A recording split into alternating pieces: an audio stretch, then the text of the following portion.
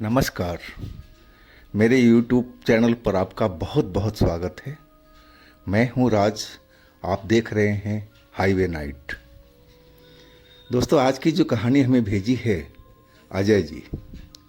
अजय जी बिहार के रहने वाले हैं और ट्रक ड्राइवरी का काम करते हैं। इनकी उम्र उस घटना के टाइम में 28 साल का था और ये घटना 2012 की है। अजय जी मुजफ्फरपुर बिहार से झारखंड के जमशेदपुर जा रहे थे और उसी दौरान ये घटना हुई थी। तो चलते हैं दोस्तों उनकी कहानी में। लेकिन आपने मेरे चैनल को सब्सक्राइब नहीं किया है तो प्लीज़ कर लीजिए और साथ में बेल आइकन को भी प्रेस कर दीजिएगा ताकि वीडियो का नोटिफिकेशन आपके पास जाता रहे। तो चलते हैं आज की कहानी की ओर। दोस्तों, मेरा नाम अजय है। मेरी उम्र लगभग 28 साल की थी उस वक्त में। मैं ट्रक चलाने का काम करता था और हमारा ट्रक लोड था। हम मुजफ्फरपुर से और जमशेदपुर के लिए रवाना होने के तैयार थे और उसी वक्त में जो हमारा खलासी था उसका माँ का फ़ोन आ गया था घर से कि उसकी तबीयत खराब हो गई है। अब वो बहुत घबरा गया था। मेरी तरफ देखने लगा, बोला भैया मुझे जाने दीजिए, मेरी माँ की तबीयत खराब है। अब माँ की बात पर कौन टाल सकता है। मैं भी बोला भाई खुशी से जाओ और जल्दी पहुँचो घर पर। और कुछ पैसे जो मेरे पास में थे उनमें से अपना खर्चा रख कर के और उसको मैं दे दिया था कि मैं भी तो नौकरी ही करता था और वो भी नौकरी करता था, लेकिन उसके पास में पैसे नहीं थे, मैं जानता था। तो मैंने कुछ पैसे दे दिए कि बाबू तुम जल्दी से अपने घर जाओ और मैं सेठ जी को फ़ोन करूँगा और जाकर के उनसे तुम पैसे ले लेना, माँ की इलाज कराओ। और वो चल पड़ा अपने घर की तरफ। अब मैं अकेले रह गया था ट्रक पर। लड़का कोई ढूंढने से भी नहीं मिला। अब मैं अकेले ही अपने सफ़र पर चल पड़ा था। वो जो सफ़र थी, कहा जाता है कि थोड़ा सा दूरी कुछ किलोमीटर भूतिया है और मैं काफ़ी दिनों से सुनता आ रहा था उस रोड को, उस भूतिया रोड को। लेकिन आज तक मैं कोई भूत प्रेत चुड़ैल आत्मा ऐसा कुछ चीज़ मैं देखा नहीं था। लेकिन कहा जाता है ना, जब टाइम ख़राब हो तो हर तरफ से धोखा ही मिलता है और वही मेरे साथ में अब होने लगा था। एक तो रात का टाइम था और ऊपर से जो ट्रक था हमारा, जब गर्म हो जाता था इंजन तो बंद हो जाता था। अब एक नई बीमारी हमारी ट्रक में शुरू हो गई थी और कुछ देर चलने के बाद में फिर हमें ट्रक अपने आप रुक जाता था और फिर आधा घंटा के आसपास वेट करने पर जब ट्रक का इंजन ठंडा होता था तब ये ट्रक स्टार्ट हो जाता था। अब रात तो हमें कैसे भी चलाकर काटनी थी। अब जो कुछ होना है वो तो जमशेदपुर में ही होना था और जमशेदपुर तक हमें ऐसे ही जाना था, रुक रुक करके आराम आराम से, कि इंजन हीट ना हो। कोई ना कोई दिक्कत तो इंजन में कूलिंग सिस्टम में आ गई थी। अब उसको जमशेदपुर में ही किसी गैराज में दिखाना था और हम चल पड़े थे अपने मंजिल की तरफ। रुकता जहाँ ट्रक रुक जाता, थोड़ा देर हमें वेट करना पड़ता था, आधा घंटे के आसपास, और फिर हम वहाँ से चल पड़ते ट्रक अपना स्टार्ट करके। मैं भूतिया रोड पर ही चल रहा था और भगवान से प्रार्थना कर रहा था कि भगवान हमें भूत प्रेत मत दिखाना। मुझे भूत प्रेत से बहुत डर लगता था। हालांकि मैंने कभी देखा नहीं, लेकिन सुना ज़रूर है।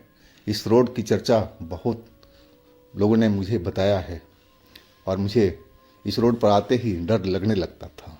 और आज तो मैं अकेले ही था तो डरना तो लाजमी था। और मैं करीब 11:30 पौने 12 का वक्त था और उस टाइम हमारा रोड बिल्कुल खुला था, लेकिन मैं तेज़ नहीं चला पा रहा था क्योंकि तेज़ चलाते ही इंजन ज़्यादा गर्म हो जाता और फिर ट्रक बंद हो जाती। इसलिए मैं अपने कंट्रोल के हिसाब से चल रहा था स्पीड के। और तभी मैं अपने बाएं साइड में रोड पर एक औरत को देखा जो अपने हाथ इशारा कर रही थी रोकने के लिए ट्रक को।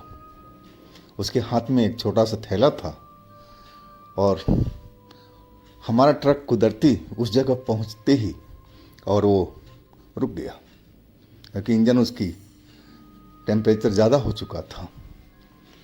और वो औरत समझी कि हमने उसको देख कर के ट्रक रोका है और दौड़ती हुई हमारे ट्रक के साइड में आ गई। बोली कि आप हमें थोड़ा आगे तक पहुंचा देंगे। अब तो मेरा ट्रक रुक ही गया था। मैंने उस औरत को देखा जो एक घरेलू औरत लग रही थी। उम्र करीब 25 से 30 साल के बीच में था। चेहरा मोहरा अच्छा था, अच्छे घर की लग रही थी। कपड़े का वो साड़ी पहन रखी थी और ठीक ही ठाक थी।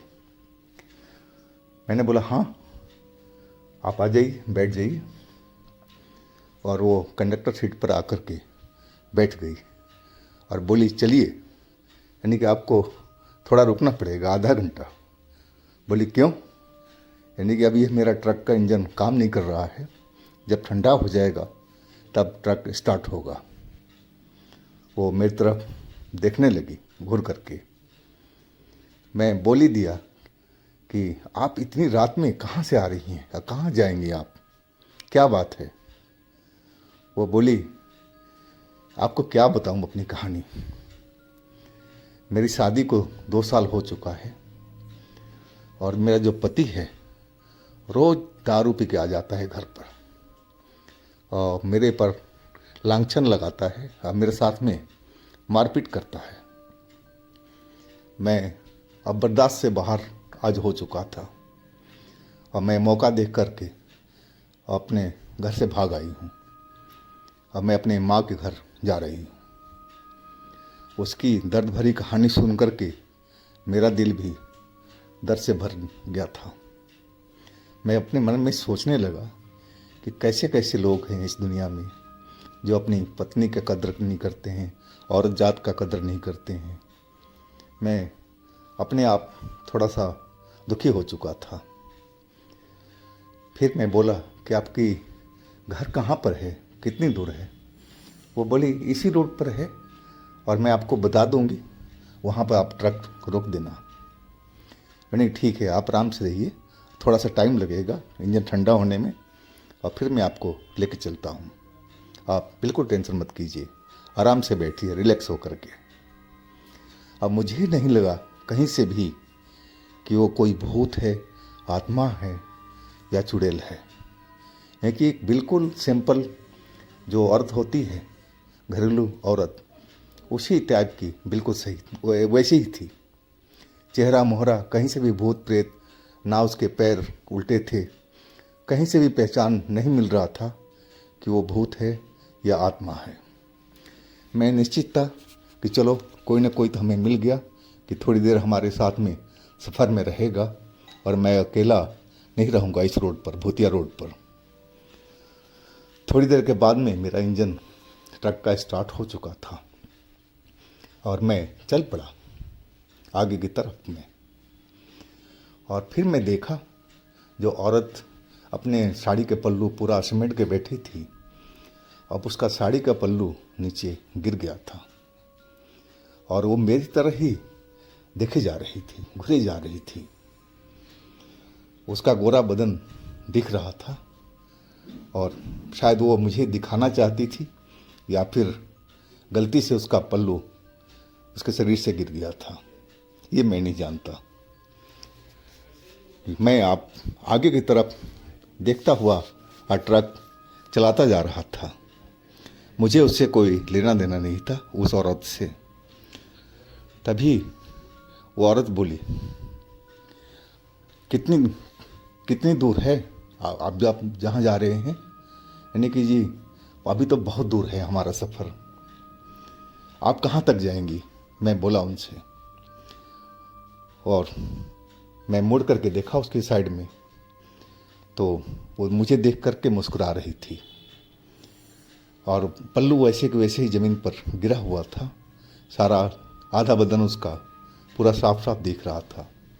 शायद उसका बोलने का यही मकसद था कि मैं उसकी तरफ देखूं, लेकिन मैं अपनी नज़रें हटा लिया और सीधा रोड पर देखने लगा और ट्रक चलाने लगा था।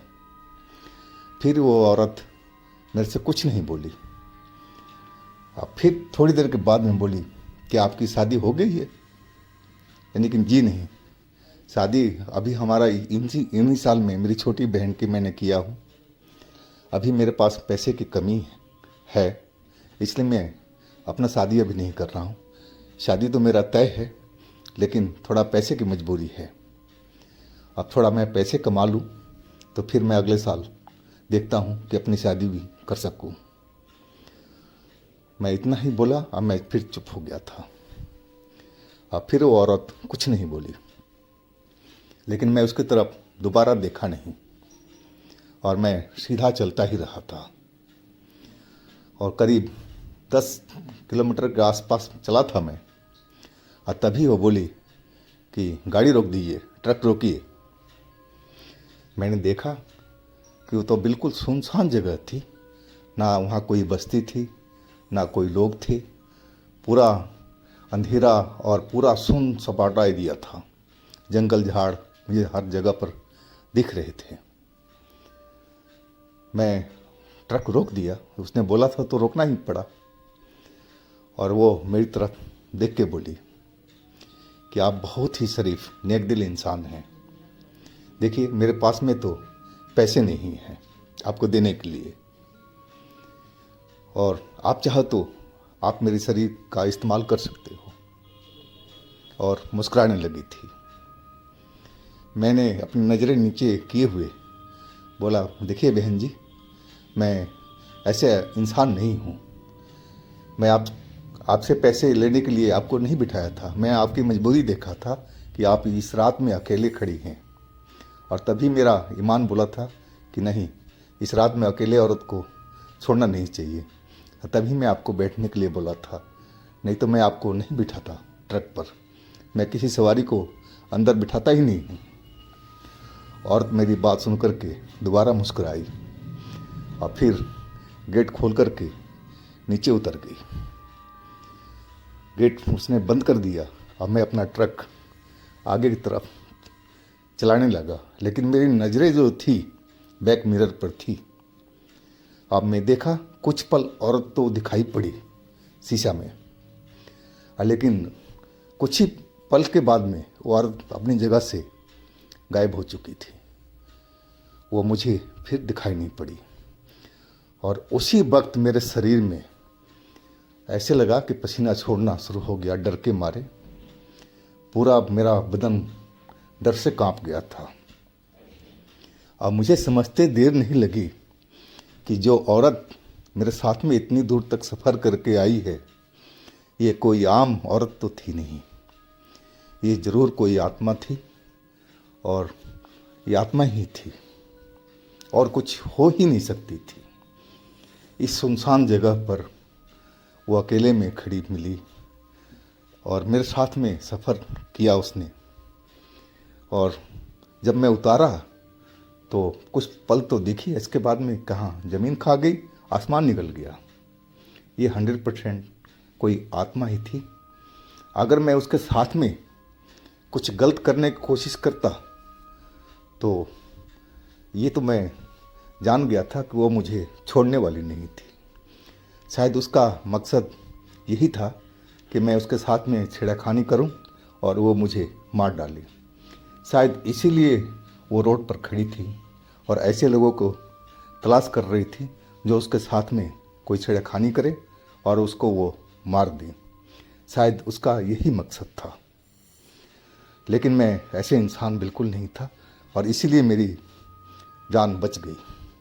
मैं भगवान को बहुत बहुत शुक्रिया अदा कर रहा था कि भगवान आपने मेरी रक्षा किया। और फिर तो मैं मैक्सिमम जो स्पीड थी ट्रक की वो कर दिया था, और उस भूतिया रोड को मैं जल्दी से जल्दी पार करना चाह रहा था। तो दोस्तों, ये थी अजय जी की कहानी। अगर आपके पास भी इस तरह की कोई अपनी स्टोरी है, कोई घटना है, तो मुझे इंस्टाग्राम पर या मेरे व्हाट्सएप नंबर पर शेयर कीजिएगा। मैं आपकी कहानी को ज़रूर बनाऊंगा। और मेरे आप दूसरे चैनल पर भी विज़िट कीजिएगा, उसमें भी अच्छी अच्छी कहानियाँ भरी पड़ी हैं, सुनकर के बहुत मज़ा आएगा। तो आप लोग ज़रूर विज़िट कीजिएगा। लिंक मैं नीचे डिस्क्रिप्शन बॉक्स में दे रखा हूँ।